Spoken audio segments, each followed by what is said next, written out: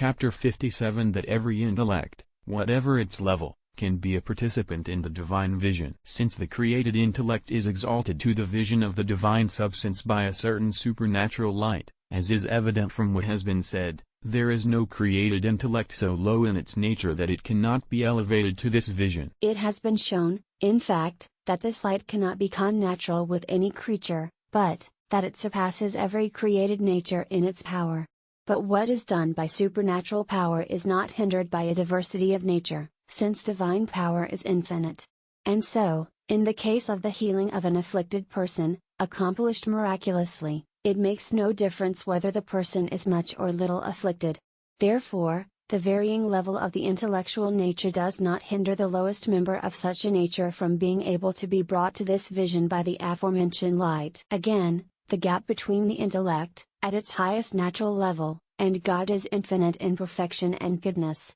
But the distance from the highest to the lowest intellect is finite, for there cannot be an infinite distance between one finite being and another. So, the distance which lies between the lowest created intellect and the highest one is like nothing in comparison to the gap which lies between the highest created intellect and God.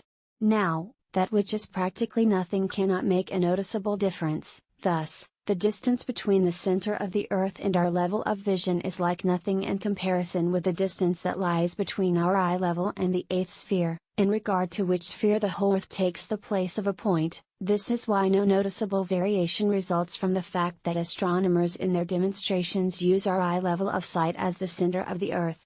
Therefore, it makes no difference what level of intellect it is that is elevated to the vision of God by the aforementioned light, it may be the highest, the lowest, or one in the middle. Besides, it was proved above that every intellect naturally desires the vision of the divine substance, but natural desire cannot be incapable of fulfillment.